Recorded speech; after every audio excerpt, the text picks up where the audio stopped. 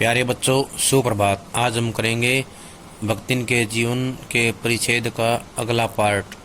इसमें देखेंगे कि भक्तिन ने जो है किस प्रकार महादेवी की सहायता करते हुए उनके जीवन को और ज़्यादा सुगम बनाने का प्रयास किया। दिन भर के कार्य भार से छुट्टी पाकर जब मैं कोई लेख समाप्त करने या भाव को छंदबद्ध करने बैठती हूँ, तब छात्रावास की रोशनी बुझ चुकती है।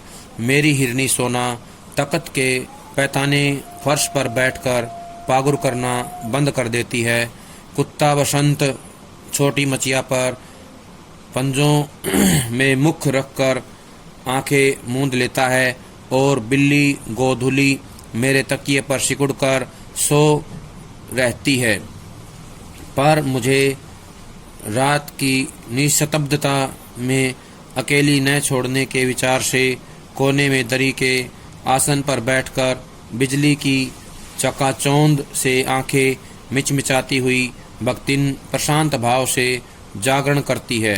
वह ऊँघती भी नहीं, क्योंकि मेरे सिर उठाते ही उसकी धुंधली दृष्टि मेरी आँखों का अनुसरण करने लगती है। यदि मैं सिराहने रखे रैक की ओर देखती हूँ तो वह उठकर आवश्यक पुस्तक का रंग पूछती है। यदि मैं कलम रख देती हूँ तो वह स्याही उठा लाती है, और यदि मैं कागज़ एक और सरका देती हूँ तो वह दूसरी फाइल टटोलती है। बहुत रात गए सोने पर भी मैं जल्दी ही उठती हूँ और भक्तिन को तो मुझसे भी पहले जागना पड़ता है। सोना उछल कूद के लिए बाहर जाने को आकुल रहती है। आकुल मतलब व्याकुल। वसंत नित्यक्रम के लिए दरवाज़ा खुलवाना चाहता है और गोधुली चिड़ियों की चहचहाहट में शिकार का आमंत्रण सुन लेती है। मेरे भ्रमण की भी एकांत साथिन भक्तिन ही रही है। बद्री केदार आदि के ऊंचे नीचे और तंग पहाड़ी रास्ते में कैसे वह हट करके मेरे आगे चलती रही, वैसे ही गांव की धूल भरी पगडंडी पर मेरे पीछे रहना नहीं भूलती। यहाँ से जो प्रश्न आएंगे अब वो देखते हैं। पहला प्रश्न तो यही होगा कि दिन भर के कार्य भार से छुट्टी पाकर लेख लिखने का या समाप्त करने का काम कौन करता था? तो बताएंगे महादेवी। लेखन कार्य जो है महादेवी करती थी। और दूसरा जाए छंदबद्ध करने का काम कौन करता था? तो ये बताएंगे छंदबद्ध करने का काम भी महादेवी करती थी। छात्रावास की रोशनी कब बुझ जाती थी? तो बताना है जब लेखिका किसी भी भाव को छंदबद्ध करने बैठती थी, तब जो है छात्रावास की रोशनी बुझ चुकती थी। आगे प्रश्न आएगा, हिरनी का क्या नाम था? तो बताना है सोना। हिरनी का नाम सोना था। वो कहाँ सोती थी? तख्त के पैताने। तख्त के पैताने फर्श पर बैठकर जो है पागुर करती थी वो, और वहीं सोती थी। कुत्ते का नाम क्या था? वसंत। वसंत जो है महादेवी के कुत्ते का नाम था। वो कहाँ सोता था? छोटी मचिया पर। छोटी मचिया पर जो है वो सोता था। कैसे सोता था? पंजों में सिर रखकर, मुख रख कर गए, पंजों में मुख रख करके आंखें मूंद कर सोता था। बिल्ली का नाम क्या था? तो बताना, बिल्ली का नाम गोधुली था। और वो कहाँ सोती थी? वो जो है तकिए पर सिकुड़कर, महादेवी के तकिए पर सिकुड़कर जो है सो रहती थी। रात को क्या हो जाता है? सन्नाटा या निस्तब्धता। रात को निस्तब्धता जो है फैली होती है। किसको अकेला छोड़ने के विचार से बैठी रहती है? तो बताना महादेवी। भक्तिन जो है महादेवी को अकेला छोड़ने के विचार से वहीं बैठी रहती है। किसकी चकाचौंध से जो आंखें मिचमिचाती हैं? बिजली की। बिजली की चकाचौंध से आंखें मिचमिचाती हैं। भक्तिन प्रशांत भाव से जागरण करती है। तो यहाँ प्रश्न आएगा प्रशांत भाव से जागरण कौन करती है? तो आएगा भक्तिन। वह ऊँगती नहीं क्योंकि मेरे उठते ही धुंधली दृष्टि मेरी आंखों का अनुसरण करने लगती है। कौन जो है उठती नहीं है, वो जो है भक्तिन जो है ऊँगती भी नहीं है, और महादेवी के सिर उठाते ही जो है उसकी धुंधली आंखें जो है महादेवी की आंखों का अनुसरण करती हैं। यानी कि वो चाहती है कि महादेवी क्या लेंगी, तो उसी के हिसाब से जो है उनकी आंखों के पीछे पीछे उसका अनुसरण करती हैं। सिराने रखे रैक की ओर देखती है। कभी वो रैक की ओर देखती है, तो प्रश्न आएगा यहाँ पे रैक की ओर कौन देखती है? तो आएगा भक्तिन। भक्तिन जो है रैक की ओर देखती है। किताब का रंग कौन पूछती है? भक्तिन पूछती है। जब महादेवी कलम रख देती हैं तो क्या करती है भक्तिन? स्याही उठा लाती है। और जब कागज एक और सरका देती है तो दूसरी फाइल को टटोलती है, यानी कि दूसरी फाइल को ढूंढना, खोजना। कौन खोजती है दूसरी फाइल को? भक्तिन खोजती है।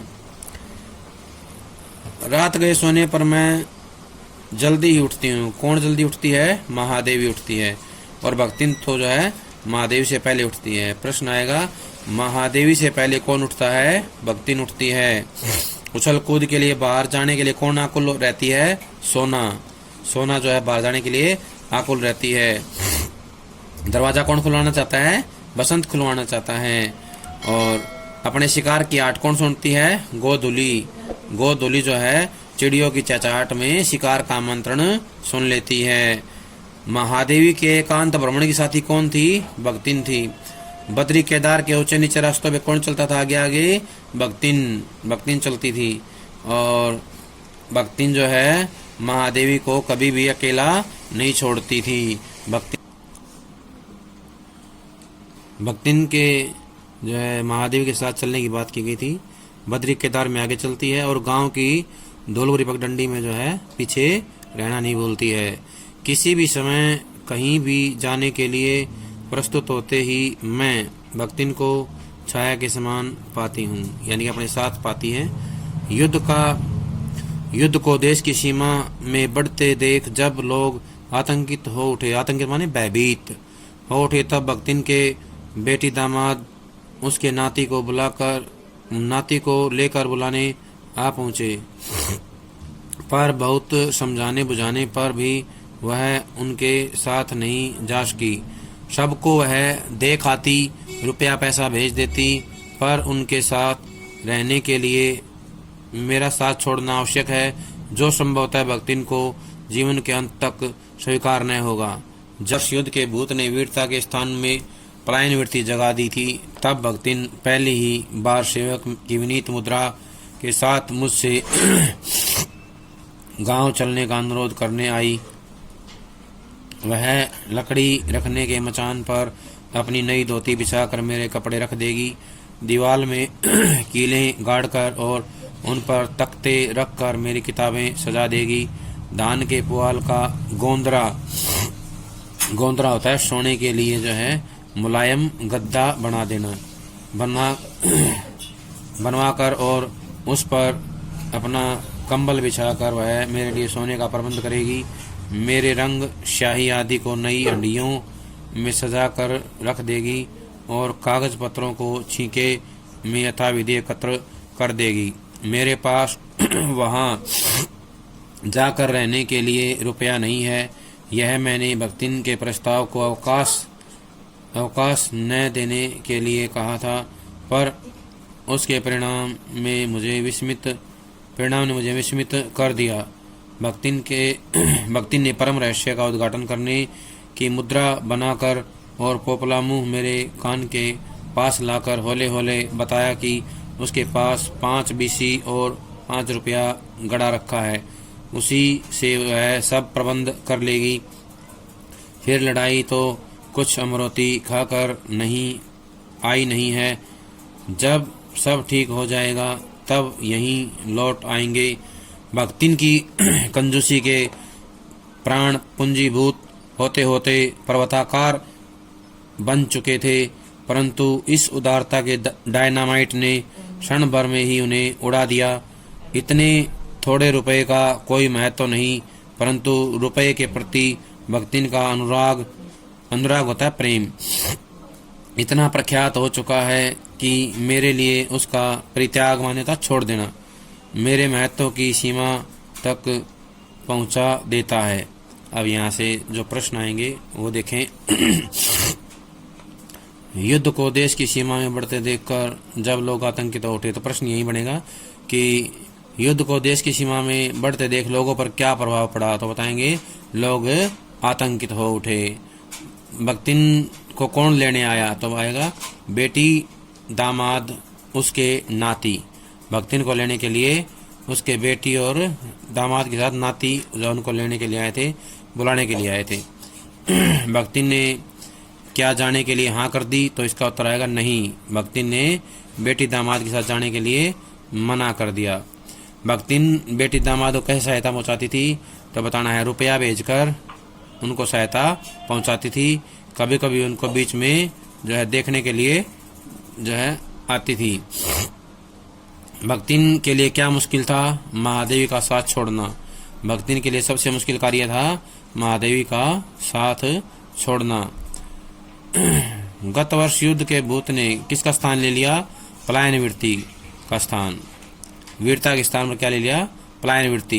पलायन वृत्ति जो है लोगों में आने लगी थी। भक्तिन पहली ही बार सेवक की विनीत मुद्रा, विनीत माता है झुकी हुई, विनम्रता से परिपूर्ण मुद्रा होता है स्थिति। विनम्रतापूर्ण स्थिति में जो है क्या कहा उसने, गांव चलने के लिए अनुरोध किया था। अब प्रश्न आएगा, लकड़ी रखने के मचान पर अपनी नई धोती बिछाकर मेरे कपड़े रख देगी। यानी कि भक्तिन ने महादेव के कपड़े रखने के लिए कहाँ का स्थान निश्चित किया, मचान। लकड़ी रखने के मचान पर जो है नई धोती बिछा करके महादेव के कपड़े रख देगी। किताबें कहाँ रखेगी, दीवार में किले, दीवार में किले गाड़ करके एक तख्ते पर जो है रख कर किताबों को सजा देगी। और सोने के लिए कहाँ प्रबंध करेगी, धान के पुआल का, यानी कि धान का जो भूसा होता है उसके जो है गोंदरा बना करके उनको बिछा करके, फैला करके, कंबल बिछा करके उसके ऊपर जो है सोने का प्रबंध करेगी। रंग कहाँ रखेगी, हंडिया में। महादेवी के रंग जो है नई हंडिया में संजो कर रख देगी। कागज पत्रों कहाँ रखेगी, छीके में रख देगी कागज पत्रों को। और महादेवी ने जब भक्तिन के प्रस्ताव को सुना गांव जाने के लिए, तो उन्हें क्या कहा, मेरे पास रुपए नहीं हैं। महादेवी ने कहा भक्तिन से कि मेरे पास रुपए नहीं हैं। यह भक्तिन ने क्यों कहा था, अवकाश न देने के लिए। भक्तिन के प्रस्ताव का अवकाश न देने के लिए कहा था। उसके परिणाम में क्या हुआ, महादेवी को विस्मित कर दिया, हैरान कर दिया। भक्तिन का परम रहस्य का उद्घाटन कैसे हुआ, जब उसने ये कहा कि उसके पास 5 बिस्सी और 5 रुपया गड़ा पड़ा है। यहीं पर एक प्रश्न आता है कि भक्तिन के पास कुल कितने पैसे थे या कितने रुपए थे। जब पैसों की बात की जाएगी तो इन सब को जोड़ देंगे। 5 बिस्सी और 5 रुपया था। 5 रुपया मतलब 500 पैसे थे और 5 बिस्सी मतलब हो गया 100 पैसे। इनको जोड़ेंगे तो कुल पैसे आ जाएंगे और बिस्सी को रुपए में कन्वर्ट करके जोड़ देंगे या बदल के जोड़ देंगे तो वो जो है रुपए आ जाएंगे। 5 रुपए और बिस्सी का 1 रुपया हो जाएगा। तो 6 रुपए उसके पास टोटल थे और 600 जो है पैसे थे। इसके बाद अगला था लड़ाई को क्या खाकर आया हुआ नहीं बताया गया है, अमरोती खा के नहीं आया हुआ बताया गया है। अगला प्रश्न है, भक्तिन के कौन से प्राण पूंजीभूत होते पर्वताकार हो गए, कंजूसी के। भक्तिन के कंजूसी के प्राण जो है पूंजीभूत होते होते पर्वताकार बन चुके थे। किसके कारण जो है वो उड़ा दिए गए, उदारता के डायनामाइट के कारण क्षण भर में उड़ा दिए गए, यानी कि नष्ट हो गए। इतने थोड़े रुपए का कोई महत्व नहीं होता, लेकिन इससे क्या उजागर होता है, भक्तिन का अनुराग, महादेवी के प्रति भक्तिन का अनुराग जो है प्रख्यात हो चुका था और वही जो है स्पष्ट होता है, पता लगता है कि भक्तिन का जो है कितना पैसे के प्रति महत्व है। लेकिन जब महादेव की बात आती है तो उसके लिए पैसा जो है गौण हो जाता है, उसका कोई महत्व नहीं रहता है।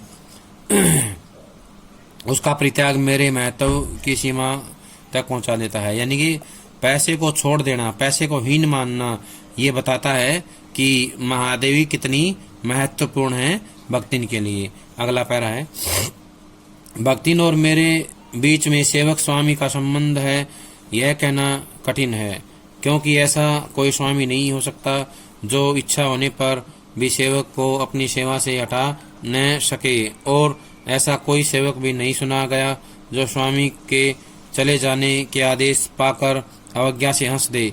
भक्तिन को नौकर कहना उतना ही संगत है जितना अपने घर में बारी बारी से आने जाने वाले अंधेरे उजाले और आंगन में फूलने वाले गुलाब और आम को सेवक मानना। वे जिस प्रकार एक अस्तित्व रखते हैं जिसे सार्थकता देने के लिए ही हमें सुख दुख देते हैं, उसी प्रकार भक्तिन का स्वतंत्र व्यक्तित्व अपने विकास के परिचय के लिए ही मेरे जीवन को घेरे हुए है। तो यहाँ से प्रश्न आएगा कि किसको जो है सेवक नहीं कहा जा सकता, तो बताएंगे भक्तिन को। भक्तिन को जो है सेवक जो है नहीं कह सकते। और किसके बीच में सेवक स्वामी का संबंध नहीं है, भक्तिन और महादेवी के बीच में। अगला प्रश्न आएगा कि सेवक क्या करता है, स्वामी के आदेश का पालन करता है। जब स्वामी से कहेगा कि वो चला जाए तो वो चला जाता है, और जब मालिक मना कर देता है तो सेवक चला जाता है। और ऐसा जो नहीं करता है, जो नहीं जाता है, तो वो जो है सेवक नहीं होता है, वो जीवन का एक अभिन्न अंग बन जाता है और वो जो है भक्तिन महादेव के लिए बन जाती हैं। तो इसलिए भक्तिन उसको जो है भक्तिन जो है महादेव के लिए एक सेवक नहीं है, वो उसका एक जीवन का अभिन्न हिस्सा है। जैसे भक्तिन को नौकर कहना ठीक वैसा ही हो जाएगा जैसे हम किसी गुलाब को, आम को, अंधेरे को, उजाले को नौकर मान लें, लेकिन वास्तव में नौकर नहीं होते हैं, वो हमारे जीवन का एक अभिन्न हिस्सा होते हैं। जीवन में जैसे अंधेरा आता है, फिर उजाला आता है, उजाले के बाद अंधेरा आता है, ऐसे ही हमारे घर में जो है आम का पौधा होता है, गुलाब का होता है, ये सब जो हैं सेवक नहीं है, ये हमारे जीवन के एक अभिन्न अंग हैं। ठीक वैसे ही भक्तिन भी जो है महादेव के जीवन का एक अभिन्न अंग थी, उनका एक अपना अस्तित्व था। वे जिस प्रकार एक अस्तित्व रखते हैं जिसे सार्थकता देने के लिए ही हमें सुख दुख देते हैं, उसी प्रकार भक्तिन का स्वतंत्र परिचय, यानी कि जो भक्तिन का व्यक्तित्व है अपने विकास के परिचय के लिए ही मेरे जीवन को घेरे हुए है। भक्तिन का जो व्यक्तित्व है वो महादेवी के जीवन को घेरे हुए है। प्रश्न आ सकता है यहाँ पे किसके जीवन को घेरे हुए है, तो बताना है महादेवी के जीवन को घेरे हुए है। हमारे जीवन को सार्थकता कौन देते हैं, हमारे जीवन के आसपास जो प्राकृतिक वस्तुएं हैं, पेड़ पौधे हैं, वो जो है हमें हमारे जीवन को एक सार्थकता देते हैं, हमारे जीवन को और ज्यादा विस्तृत बनाते हैं।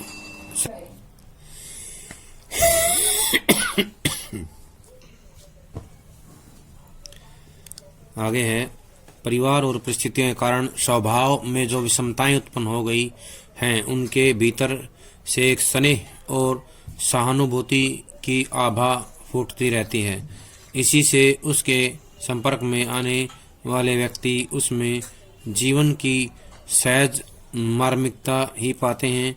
छात्रावास की बालिकाओं में से कोई अपनी चाय बनवाने के लिए देहली पर बैठी रहती हैं, देहली और दहलीज होता है। कोई बाहर खड़ी मेरे लिए बने नाश्ते को चख कर उसके स्वाद की विवेचना करती रहती है, यानी कि विवेचना होता है उसका जो स्वाद है वो कैसा है उसके बारे में बताना। मेरे बाहर निकलते ही सब चिड़ियों के समान उड़ जाती हैं और भीतर आते ही यथास्थान विराजमान हो जाती हैं। इन्हें आने में रुकावट न हो, संभवतः इसी से भक्तिन अपना दोनों जून का भोजन सवेरे ही बनाकर ऊपर के आले में रख देती है और खाते समय चौके का एक कोना धोकर पाक छत के सनातन नियम से समझौता कर लेती हैं। मेरे परिचितों और साहित्यिक बंधुओं से भी भक्तिन विशेष परिचित हैं, पर उनके प्रति भक्तिन के सम्मान की मात्रा मेरे प्रति उनके सम्मान की मात्रा पर निर्भर है और सद्भाव उनके प्रति मेरे सद्भाव से निश्चित होता है। इस संबंध में भक्तिन की सहज बुद्धि विस्मित कर देने वाली है। विस्मित होता है, हैरान। वह किसी को आकार प्रकार और वेशभूषा से समन करती है और किसी को नाम के अपभ्रंश द्वारा, अपभ्रंश होता है बिगड़ा हुआ रूप। कवि और कविता के संबंध में उसका ज्ञान बढ़ा है, पर आदर भाव नहीं। किसी के लंबे बाल और अस्त व्यस्त वेशभूषा देखकर वह कहती है, का ओहू कवित लिखे जानत है, यानी कि क्या वह भी कविता लिखना जानता है, और तुरंत ही उसकी अवज्ञा प्रकट हो जाती। तब ऊ कुछऊ करी हई धरी हई ना, बस गली गली गाउत बजाउत फिरी हई, यानी कि वो जो है कुछ काम तो करते नहीं हैं, करते धरते नहीं है, लेकिन गली गली वैसे ही गाते बजाते फिरते हैं। ये उसकी अवज्ञा का भाव व्यक्त कर रहा है। अब इससे जुड़े हुए प्रश्न देखें। भक्तिन के स्वभाव में विषमताएं क्यों आ गई? परिवार और परिस्थितियों के कारण।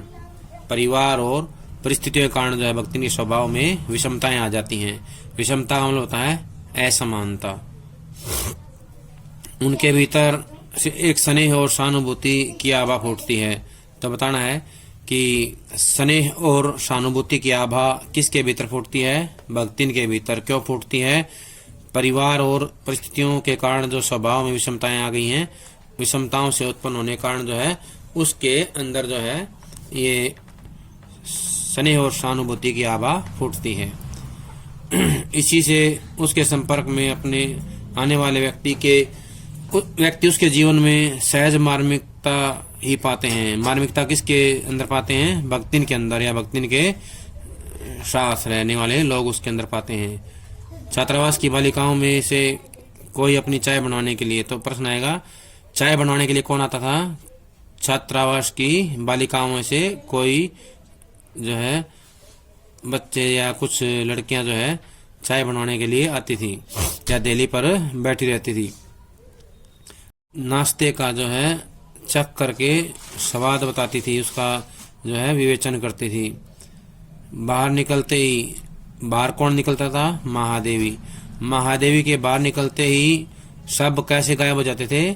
चिड़िया के समान। जैसे चिड़िया उड़ जाती हैं वैसे ही जो है वो छात्रावास की बालिकाएं भी चली जाती थी। और कहाँ बैठ जाती थी? जा करके यथास्थान अपने कक्ष में जा करके बैठ जाती थी, विराजमान हो जाती थी। उन्हें रुकावट ना आए इसके लिए क्या करती भक्तिन? भक्तिन जो है 2 जून का भोजन बना करके जो है आले में रख देती थी। 2 जून क्या होता है? दोनों समय का भोजन बनाती थी। भक्ति ने किसी समझौता किया था? पाक छत के सनातन नियम से जो है समझौता कर लिया था। भक्तिन जो है महादेवी के परिचितों के साथ कैसा संबंध करती थी या कैसा व्यवहार करती थी? जिसका महादेव के प्रति जितनी मात्रा में सम्मान होता था, भक्तिन भी उसका उतनी मात्रा में सम्मान करती थी। साहित्यिक बंधुओं में जैसा सम्मान महादेव के प्रति होता था, उनके मन में जितनी सम्मान की भावना होती थी, वैसी ही सम्मान की भावना जो है भक्तिन में उनके प्रति रहती थी। यानी कि जो लोग मिलने आते थे उनके प्रति सम्मान की मात्रा उतनी होती थी जितनी उनके मन में महादेव के प्रति होती है। सद्भाव उनके प्रति मेरे सद्भाव से निश्चित होता है। इस संबंध में भक्तिन की सहज बुद्धि विस्मित कर देने वाली है। तो प्रश्न आएगा यहाँ पे, किसकी बुद्धि विस्मित कर देने वाली है? भक्तिन की बुद्धि विस्मित कर देने वाली है। भक्तिन कैसे जानती है उनको जो है आकार प्रकार और वेशभूषा से।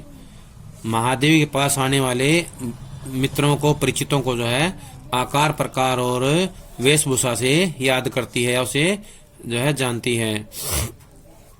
किसी को किस किस नाम से पुकारती है? अपभ्रंश द्वारा, किसी को जो है अपभ्रंश के द्वारा जो है पुकारती है या उसे याद करती है।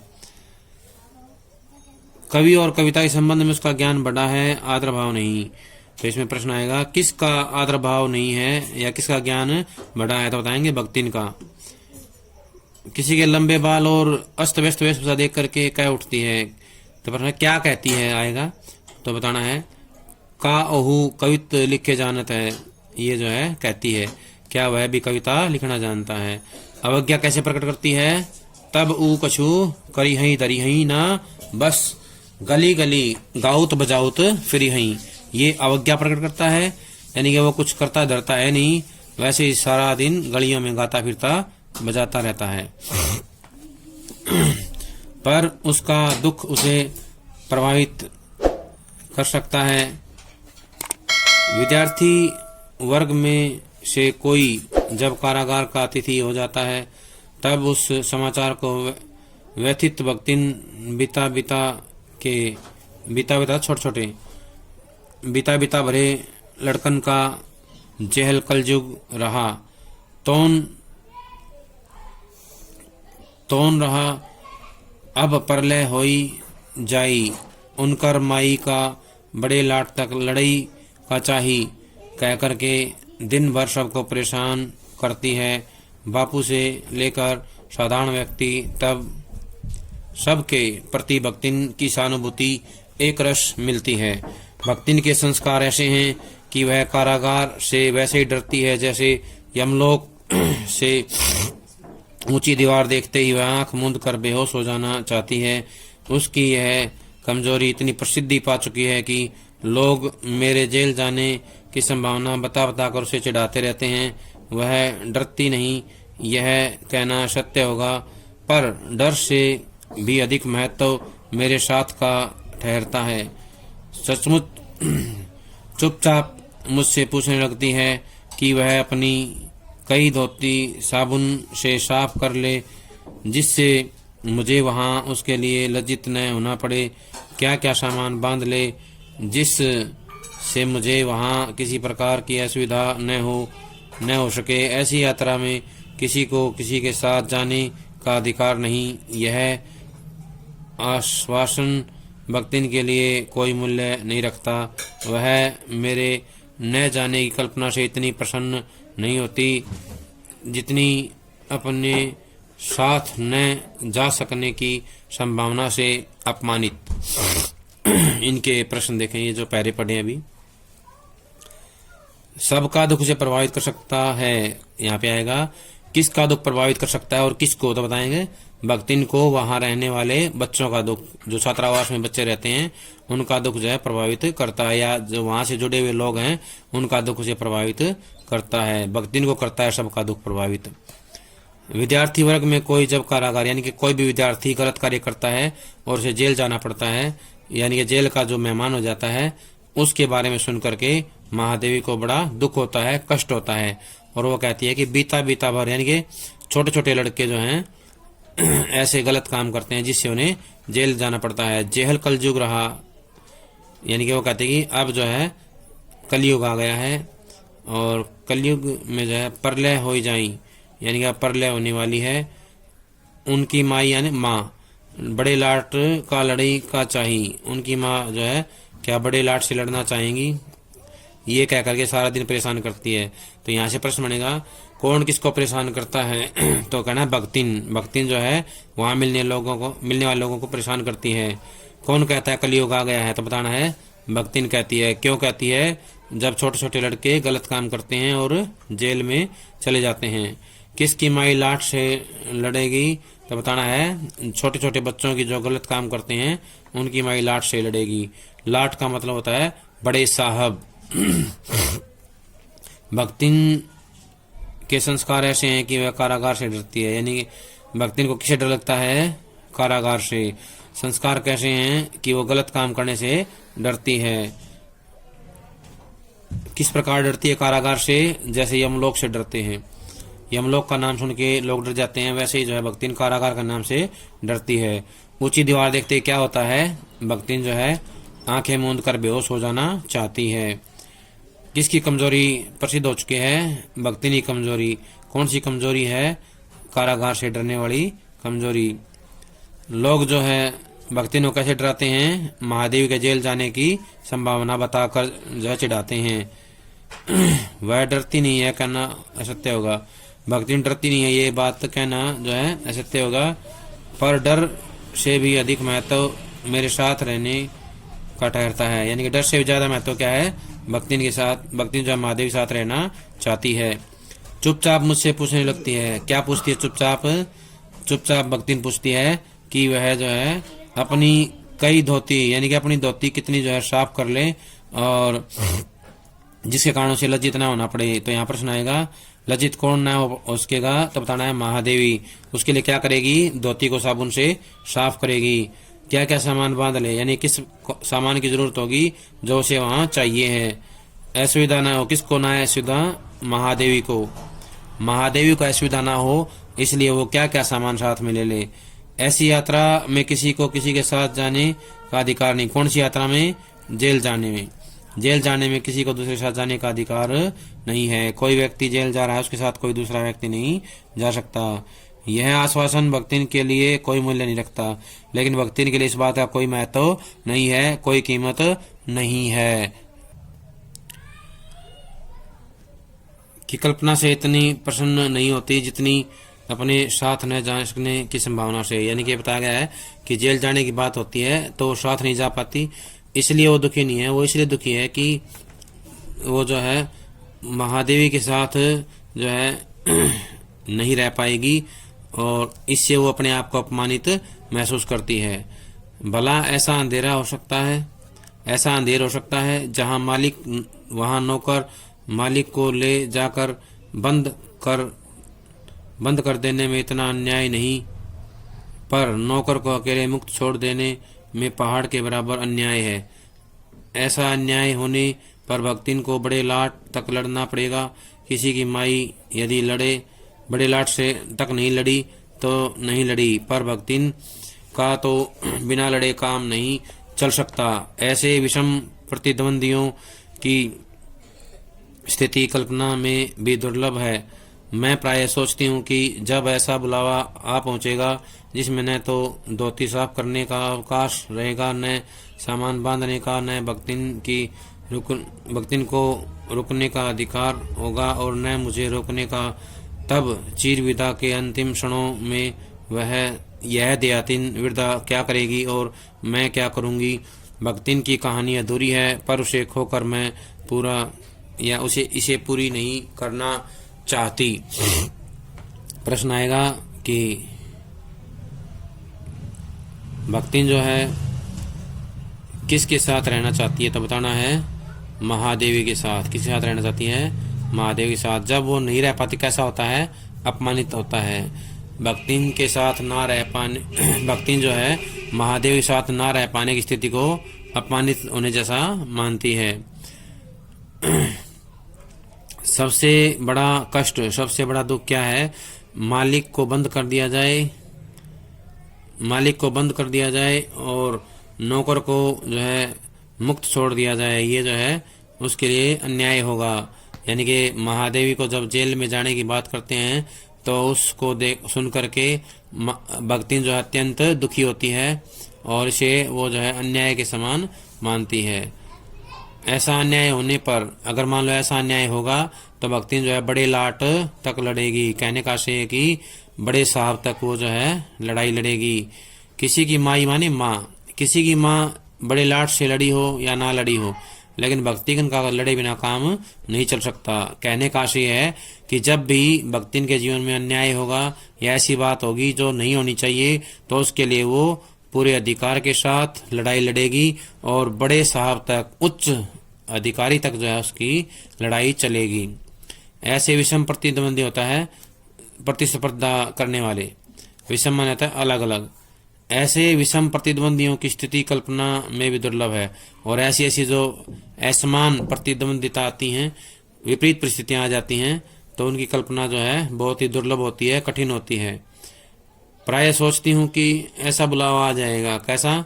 जब दुनिया से छोड़ने का बुलावा आएगा तो उसमें ना तो धोती साफ करने का अवकाश रहेगा, यानी कि अवसर मिलेगा, ना ही सामान बांधने का, ना ही रुकने का, ना ही किसी को रोकने का।